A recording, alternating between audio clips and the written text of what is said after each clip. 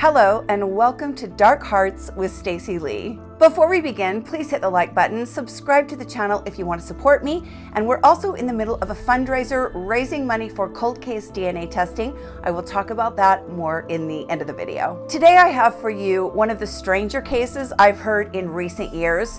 A lot of things about this case are just odd. Even the job of the victim is odd. But her strange job pales in comparison to the strangeness of her death. Something happens at this murder scene that honestly, I only know of 2 other cases where the same thing has happened. I only know of a couple other cases with deaths that occurred like this one does. Like I say, lots of strange things. 3 people went out to party. By the end of the night, 2 of them would be dead, of totally different causes. This is the case of the unusual death of Professor Marianne Shockley. Evil came to play. I'm your host, Stacy Lee. Let's begin.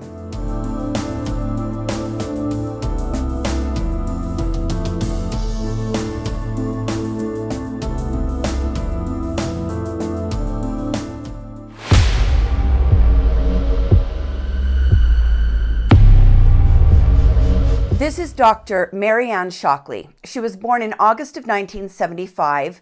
Usually in people's obituaries, I'll find a little information about the decedent's early life, but Marianne's obituary didn't include any personal information about her childhood. One thing I did find very interesting is that she was born on August 14th.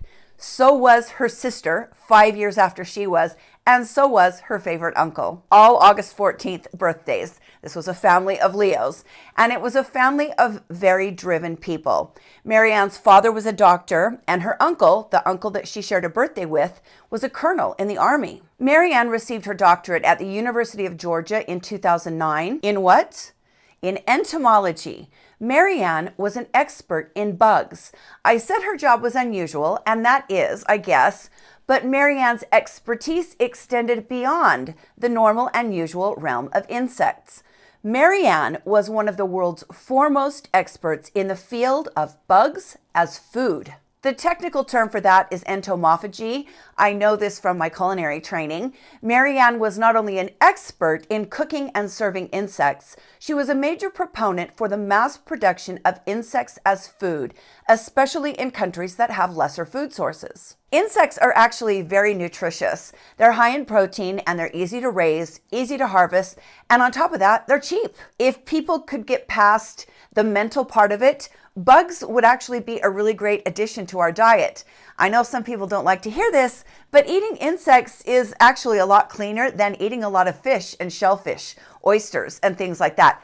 I eat it all. I've tried crickets and mealworms and grasshoppers, even a tarantula leg, which tasted a lot like crab, but without the wonderful texture dipped in butter. Marianne was dedicated to educating the public on the importance of alternative food sources. She worked in a number of outreach programs and even organized and taught at University of Georgia's summer educational program known as Bug Camp. She visited elementary schools, junior high schools, and high schools, talking to kids about insects and specifically about how to consume insects. She emphasized the toll that farming animals and vegetables takes on the earth and how insect harvesting leaves a much smaller footprint than the usual foods we eat. Marianne loved to teach people how to cook and eat insects. She made Chex Mix that included roasted mealworms. She had her own freeze-drying machine to freeze-dry crickets, which, by the way, if you haven't tried them, they're delicious. She even had a recipe for Rice Krispie treats that included the crunchy crickets. So you're getting, a little Rice Krispie treat with some protein in it. Honestly, that sounds good to me. Marianne had 2 children, Paul and Nora, who at the time of the events we're discussing today were 17 and 15 years old. Marianne's father, John, helped raise the kids, and they spent hours riding horses and preparing to compete in Georgia high school rodeo events. Marianne would load up the horses by herself and pull them in the trailer to the events so her kids could compete. Marianne was also a very religious woman. She attended Appalachia United Methodist Church, and her kids were active in the church as well. She was beloved at University of Georgia, and she was respected. I read page after page of accolades for Marianne, of other professors singing her praises long before her death. These weren't people who were fondly remembering someone who is now gone. These articles were about Marianne's accomplishments when she was alive. Reading about Marianne, I got a real feeling for how much she was liked, admired, and respected by her peers. In 2019, Marianne was dating this man, Marcus Lillard. Marianne and Marcus met decades earlier while they were both students at Georgia College in Milledgeville. I couldn't find information on whether or not they dated while in undergrad school, but about a year before the events we're discussing today, Marianne and Marcus reconnected, and they were a couple. Marcus's employment record is not nearly as well documented as Marianne's is. I found information confirming that he had been living and working in Albany, Georgia as a car salesman. A few weeks before Marianne's death, Marcus quit his job. The articles I found on this story all state that it's not clear whether he had found a new job or was not working at the time. I just wasn't able to find any information that stated what his employment status was at the time of these events. You know, I'm always going to tell you my thoughts, and these are just my thoughts. I do try and let you know when I'm just rambling on in my own head and when I'm giving actual facts. So this part is not actual facts. Marcus strikes me as a bit of a playboy. We find out later on in the story that he had lots of female friends' phone numbers in his phone. He's got a long-haired ponytail, and he likes to go shirtless a lot and wear a bandana. Again, this is just me giving my thoughts, but I think Marcus is the kind of guy who liked to go out on the weekends and really party it up. And he had probably spent his fair share of time on the dating scene, maybe other people's fair share of time as well. Now, that said, the photos of he and Marianne, they both are glowing. They look happy in these photos. Who knows? Well, one person knows, and that is Marcus's son, Carson. Carson has a lot to say about this story and about his father, Marcus, who Carson claims is an angry and violent man. In the interview that I saw with Carson, he doesn't even call his father dad or father. He calls him Marcus. So that's obviously a strained relationship. It was common for Marianne and Marcus to spend their weekends doing outdoor activities, and then in the evenings, they'd have a glass of wine, a few beers, maybe smoke a little pot. That's something a lot of people do. Nothing out of the ordinary there. But on the weekend that we're talking about today, it went a lot farther than that. There was a lot of alcohol, there was a lot of pot, and there was a lot of ecstasy, Molly, whatever you call it. And that was only because LSD wasn't available at the time. We'll get into that. This was a weekend of excess. This was a weekend of a lot of drinking. And then there was a lot of death.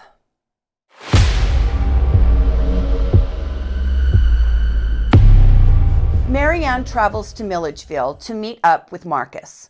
The couple went to Marcus's father's home and visited with him for a while. Then they headed downtown. You can see the couple here on surveillance entering one of the many restaurants they visited that night. And you can see them here sitting at the bar and toasting each other, having a drink. They appear to be having a very good time. After they got dinner and had some drinks and some shots, they came here to the area country club where they had more drinks. Everyone who saw them that night said they were in good spirits and appeared to be really enjoying each other's company. They were laughing and they were chatting and just having a good evening. Marcus would later say that it was a beautiful night and just starting to warm up for the springtime, and Marianne asked him if he knew anyone who had a pool in the area.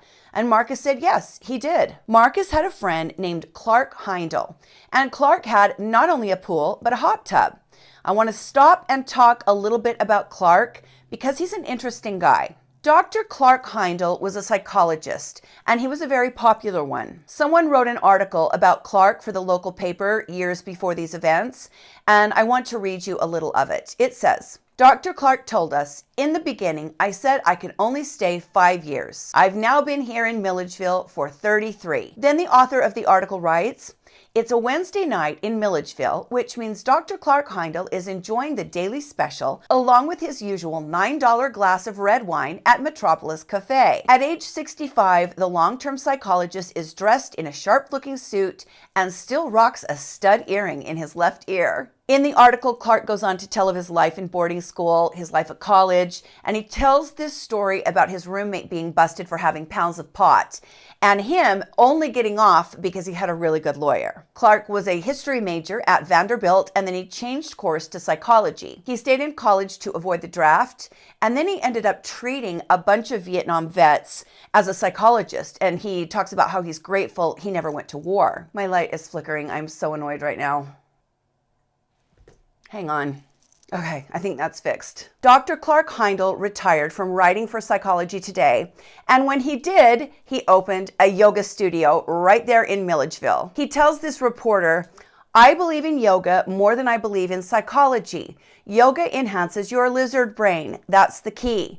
That's why I highly recommend yoga to all of my patients, especially the veterans." Now, when I think of Georgia, I do not think of a highly respected female doctor of entomology, a psychologist, and a dope-smoking car salesman.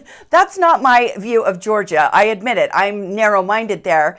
But these are the characters in our story today, which for me only makes it more interesting. I couldn't find exactly how Marcus knew Clark, but I'm going to go ahead and venture a wild guess.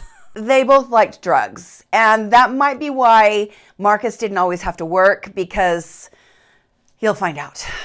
So, Marianne feels like going for a swim, and Marcus knows that Clark has a pool, so he calls Clark, and Clark tells them, "Come on over." And that's when the real party starts. You know, can we all just agree that the after parties are 10% some of the best times you've ever had, and 90% of the time a really bad idea?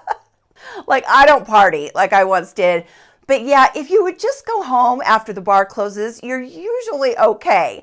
It's the after parties that really get crazy, and ooh, it sure did here. Marianne and Marcus show up to Clark's house. You can see here just how isolated it is. It's really out in a field, and I guess there are other houses in that area, but all of the houses are pretty isolated. Marianne and Marcus get into the hot tub naked. Clark is in the pool, also naked. These are all self-proclaimed hippies. They're dope smokers. Naked is not a big deal for them. So they're drinking beers and more beers and more beers, some wine, some shots, and then Marcus asks Clark if he has any acid. I know a lot of psychologists do acid. It's a very common thing. I know of doctors that do ayahuasca, that do ecstasy. It's all about opening the mind up. I'm too scared to try any of that. I'm a person who likes to maintain control of myself, so I'm a little bit afraid to try any of that stuff, but I know that it is not uncommon in that field. That particular night, Clark did not have any acid, but he tells Marcus he has ecstasy. So the three partiers take some ecstasy, and they're all very intoxicated to begin with. Now they're just off their faces at this point. Marcus gets out of the hot tub and says he is going to walk a bit into the woods surrounding Clark's house and get some small pieces of wood for firewood to keep the fire going. He will later say that as he goes to leave, Marianne says to him, "Babe, please get back in the hot tub." And he kind of looks at her, and she's insistent, kind of with her eyes, and is like, "Please get back in the hot tub. Don't leave me here alone." Marcus says that when one of the cops asks him, "Why did you not listen to her?" he says, "Because I'm an idiot." There's an interview with Marcus that I watched to prepare for this episode, but it's on 48 hours, and all their stuff is like copyrighted to the nth degree, so I can't show anything of that. Marcus says when he comes back into the backyard where the hot tub and the pool are, from out in the trees getting firewood, he sees Marianne sitting in the hot tub, slumped over. He gets closer to her, and he sees that her face, including her nose and mouth, are submerged in the water. Clark says he puts the firewood down and goes to Marianne, puts his arms underneath her arms, and lifts her out of the water. But that as he is lifting her from the hot tub, he drops her onto the concrete. So, what do Marcus and Clark do? Call 911? Start CPR? Nope. Marcus gets his phone from the table and calls a female friend of his who is a respiratory therapist and asks her how to do CPR. He then makes 2 other phone calls to 2 other people. 2 hours goes by. Marcus and Clark will later say that Marianne appeared to be breathing. That's why they didn't call 911. Marcus said he was wandering around the property for a couple hours to clear his head. Clark and Marcus lay Marianne out by the hot tub, and according to them, Clark swam and Marcus walked around for 2 hours. At 1:06 a.m., Marcus makes a call to 911 finally. He tells the 911 operator that Marianne had drowned, but that she was now breathing. So that's confusing. The police arrive at the house at 1:20 a.m. and they approach the property. I found the body cam footage of the call, but again, it's copyrighted, so I'm just going to show you some stills of that footage. The ambulance arrives, and here you see Clark and Marcus standing over Marianne as they begin to administer CPR. The EMTs take Marianne to the hospital, but there is nothing that can be done for her. She is pronounced dead. The police remain at the scene and begin interviewing Marcus and Clark. Right off the bat, the officer with the camera on says to himself as he's walking around, "Something ain't right here. Something ain't adding up here. This just ain't right." He walks back into the wooded area of the property to see where Marcus had gone to get the firewood. He then comes back and is speaking with Marcus and Clark. They tell him Marianne was breathing. He said, "We thought she was just really, really drunk." The officer says, "You didn't think to call 911 for 2 hours?" Again, they say Marianne was breathing. Then the officer says, "How did she get that huge gash on her head?" Yes, she had a big bloody gash on her head, and there was blood all over by the hot tub. This is when Marcus claims that he dropped her on the concrete as he was trying to lift her out of the hot tub. So let's stop for a moment and just, you've got a very intoxicated woman. She has passed out in the hot tub, or so they say. The hot tub, which by the way was set at 107 degrees, which is way too hot. Normal hot tub temp is between 100 and 102. Those extra 5 degrees would make the water very, very hot. These two guys have dragged this intoxicated woman out of the hot tub, dropped her, or so they claim, and she's got this huge gash on her head. There's blood everywhere, and they don't call 911 for 2 hours. I get it, they were on drugs, and it's my understanding that when you're on drugs, sometimes time goes by either more slowly or more quickly than you think. So maybe they didn't realize it had been 2 hours, but it had been. Cops were able to piece that together from the time Marcus called his friends, the respiratory therapist and other friends, and then the time they finally called 911. The officer then decides to separate Clark and Marcus. So one officer goes to talk to Marcus, but he's having to kind of chase Marcus around the scene. Marcus won't stand still. And then the officer has to keep telling Marcus over and over to stop touching things. There's a point in the video where Marcus bends over to pick something up, and the officer literally yells at him, "Don't touch that. I've told you 10 times, do not touch anything." Even though they're on drugs, it seems like they were trying to fidget and trying to look around like, is everything okay? Is everything okay? It's just not a good look. This officer then tells Marcus that he's going to have to come to the police station to be interviewed. The other officer is with Clark, and Clark is not cooperating at all. Clark is wandering around the yard. He won't stand still and talk with the officer, and he keeps saying that he wants to go inside his house and call his lawyer. The cop tells Clark that he can't do that yet. It's a crime scene. He can't go back into his house, that there will be time for that, but right now he has to stay outside and he has to answer some questions. I feel like there's a little gray area there, because if Clark didn't want to talk without his lawyer, he doesn't have to talk. But the officer said, you can't go back in your house. You can't go in there. It's a crime scene. And then... this is so wild, you guys. This story just gets weirder and weirder. The officer that's talking to Clark gets a phone call. So this officer walks away from Clark for a moment, and as soon as he's out of sight, Clark makes a beeline for his house. He comes up here on the porch and goes inside.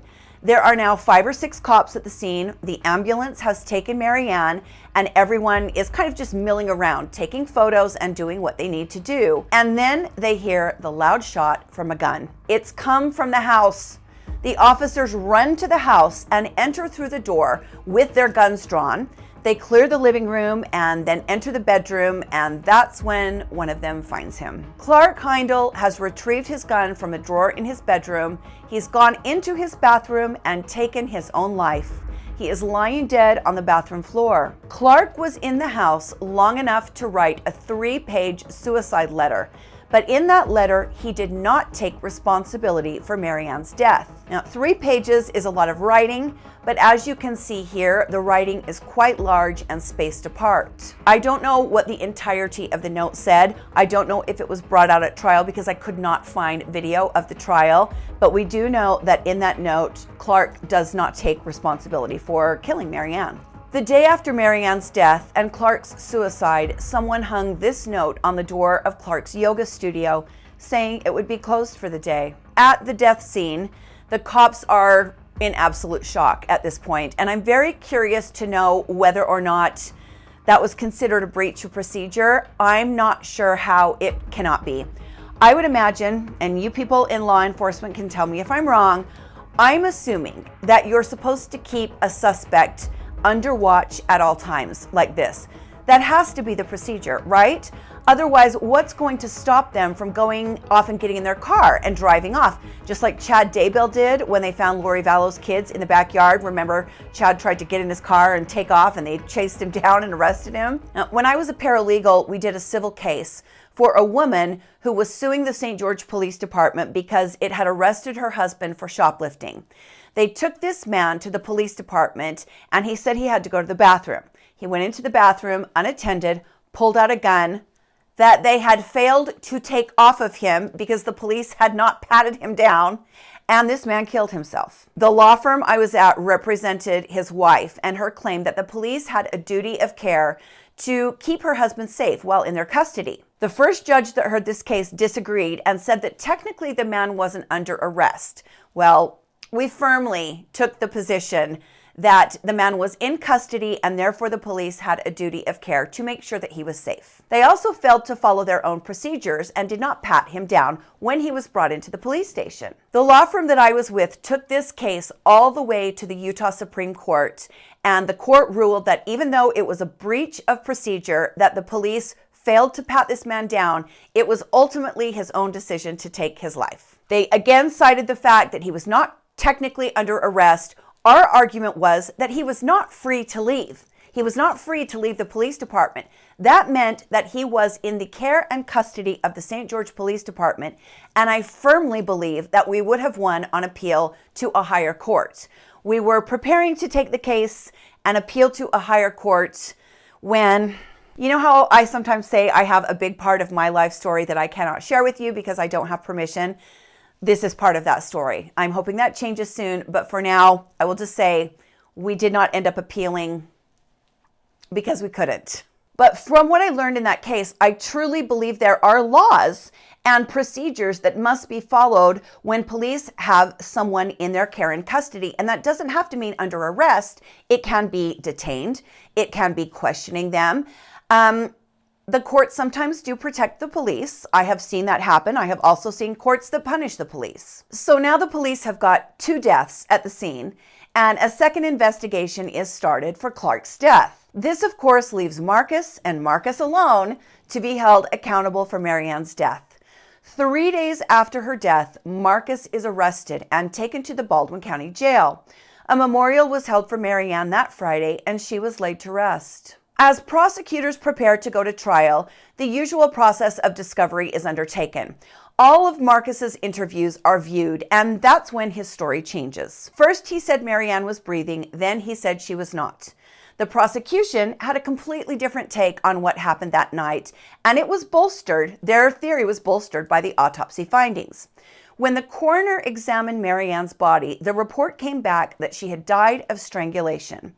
The prosecutor claimed that Marcus choked Marianne during sex in the hot tub and that she died as a result of that strangulation. The prosecution then interviewed several of Marcus's ex-girlfriends, and they told him that yes, Marcus liked to choke people during sex. Other girlfriends that were interviewed said that never happened with them. As Marcus waited for his trial to begin, he gave an interview to 48 Hours, and he said some very strange things in that interview. Marcus talks about the devil being there at the party that night.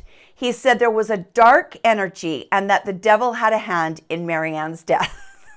You guys know, this is just one of my pet peeves. I just absolutely hate it when people try to blame the devil for their bad actions. When the 48 Hours reporter that's interviewing Marcus asked what he meant by this, Marcus said, "There is good and there is evil, and that night, evil came to play." It's laughable to me. The devil, seriously, Marcus, the devil. It wasn't the massive quantities of alcohol. It wasn't the drugs that they took. It wasn't the sitting in a hot tub that was too hot. It wasn't flinging an unconscious woman onto the ground and cracking her head open. It was the devil. Makes perfect sense. Just no accountability whatsoever. And I find it incredibly and increasingly frustrated in these cases that we cover. The trial began in spring of 2022. Marcus appeared concerned, remorseful, wearing a suit with his hair slicked back in a ponytail. His son Carson made no bones about how he felt.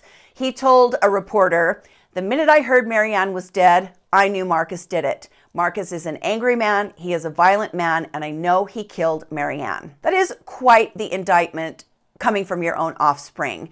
When your own son is saying you're angry and violent, that's a lot.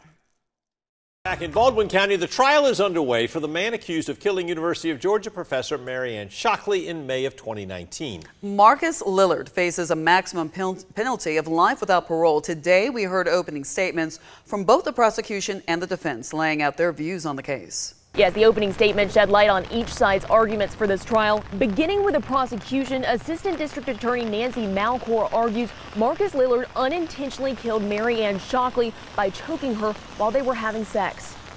The GBI's autopsy says Shockley died by manual strangulation. Prosecutors say that night Lillard, Shockley, and Heindel did drugs out at Heindel's backyard where there was a pool and hot tub. The autopsy shows Shockley had ecstasy and marijuana in her system. Prosecutors say Lillard also had cocaine in his system. Malcor says the state will call up several women who had previous relationships with Lillard. Some say Lillard would choke them during sex. Some said they would even pass out. Defense attorney Matt Tucker claims that the state has placed an arrow on Lillard and painted a bullseye around him. Tucker says his client was in the woods gathering firewood when Shockley died, and he came back to find Shockley unconscious. He's charged with felony murder for killing her during the commission of the felony aggravated assault for choking her too hard for too long. This would not occur. And the evidence will show that there's no sex that occurred that night. There's none. There's a sex kit done. There's no DNA in her. There's no signs of any kind of sex. Malcor said Shockley had an on and off again relationship with Lillard for the year and a half before her death. The two were scheduled to go on a trip to Ecuador for a study abroad trip the week after she died. Reporting in Milledgeville, Ashlyn Webb, 13 WMAZ News. The trial came to an end and the jury was sent to deliberate. They were out for 35 minutes. That is one of the shortest deliberations I have ever heard of. And you are true crime fans, you know what a short deliberation means: guilty. But as if this case weren't strange enough, it gets stranger still. On April 8th, 2022, the jury returned and announced it had found that Marcus Lillard was not guilty on all three counts. Not guilty of felony murder, not guilty of aggravated assault, not guilty of reckless conduct, and I have no words for that. Our top story tonight: the man accused of choking and killing a University of Georgia entomology professor is a free man. A jury acquitted Marcus Lillard on all four counts relating to the death of Marianne Shockley. Jurors found Lillard not guilty of felony murder, involuntary manslaughter, aggravated assault, and reckless conduct. The prosecution argued Lillard unintentionally strangled Shockley to death while having sex in May 2019. A GBI autopsy said Shockley died by manual strangulation. The defense argued there was no evidence that Lillard did it. The only possible witness that night, Clark Heindel, committed suicide on the scene. District Attorney T. Wright Barksdale says Heindel not being able to testify was a, quote, hurdle his office had to overcome. But Barksdale says they still believe they had enough evidence in the case, including several women who testified Lillard choked them during sex. Felt like we put forth all the evidence that we had for the jury to consider, and that's all that I can ask of my folks, and we're going to continue to do what we've been doing for the last 16 months. The felony murder? Maybe. The aggravated assault? No, that one is difficult for me. Not guilty of reckless conduct. How in the name of all that is holy Can he not be guilty of that? He found his girlfriend face down in a hot tub, dragged her out, laid her on the ground, and didn't call 911 for 2 hours. Tell me how that is not reckless conduct. If there's any devil work involved here, it's that Marcus has sold his soul to the devil and the devil saved his ass. I don't believe in that either. But how did they not find him guilty on reckless conduct? In the end, the prosecutor said that Clark's suicide was the nail in their case's coffin. Clark killing himself just looked too much like an act of a guilty man, and the jury couldn't overcome it. So, I get it on the felony murder charge, but I cannot wrap my head around the other counts. Not guilty. The judge? He didn't like it either. And this is where it gets even weirder. When Marianne died, Marcus was on probation for a previous drug charge. So you know what the judge did? He revoked Marcus's probation and sentenced him to do the full amount of time for that drug charge. Marcus Lillard is in prison. He is going to do every day of the time given to him for that previous drug charge. And that is the judge sending a message that he thinks this jury got it wrong. I found Marcus Allen Lillard very easily on a search of the Georgia inmate database. He is currently incarcerated at Walker State Prison, and he will be there until October 15th, 2030. He's got 6 years plus to go. His charges: possession of marijuana, possession of methamphetamine, possession of cocaine, and distribution of marijuana. So Marcus was selling a lot more than cars, my friends. This is a really tragic story. We have a brilliant doctor who was doing really great and important work, whose life ended in someone's backyard that night. Why? We still don't know. How? We still don't know. Was she murdered? According to the pathologist, the answer is yes, she was strangled. How the jury overcame that, I don't know. They must have thought it was Clark. According to that jury, Marcus Lillard did not kill Marianne Shockley. But what I want to know is what you believe happened that dark spring night to the professor. Thank you for joining me today on Dark Hearts with Stacy Lee. Please hit the like button and subscribe to the channel, turn your notifications on, and you can always join my Patreon. By joining Patreon, giving a few bucks a month, you keep the videos coming, and we are in the midst of a fundraiser. This is what the thumbnail looks like for that fundraiser. You can go watch this video and it explains all about what we're trying to do. We are raising money to donate to police departments that have cold case DNA in storage that cannot be tested because there's no money. There are thousands of sexual assault kits sitting in refrigeration that have never been tested. We want to raise the money. The kits cost between $500 and $750 each to test. We're going to vote on a case. We're going to donate the money and get that kit tested. 2 things come of that. The first is, obviously, we might solve that crime. The second is, we get that perpetrator's DNA in the system forever, and if they have committed other crimes, we might link them to those. I sure appreciate you here. I'm going to be dead honest. This has not been the best 6 weeks for the channel. I don't know if the algorithm doesn't like the rebrand. The feedback has all stayed very, very positive. You guys seem to love everything that I changed. You love the new episodes, you love the new opening, you love the new format. But I have really come to a screeching halt on growth. So share the channel when you can, give me a mention on other channels, talk to your other favorite creators about me. I would love to do any collaborations, anything I can to help the community grow. I got a lot of things I want to do here. I got a lot of money that I want to raise here. In order to do that, we need to grow. Stay safe, my friends, and please know how much I appreciate you. Keep your heads up, be kind to each other, and I will see you next time on Dark Hearts with Stacy Lee. Bye.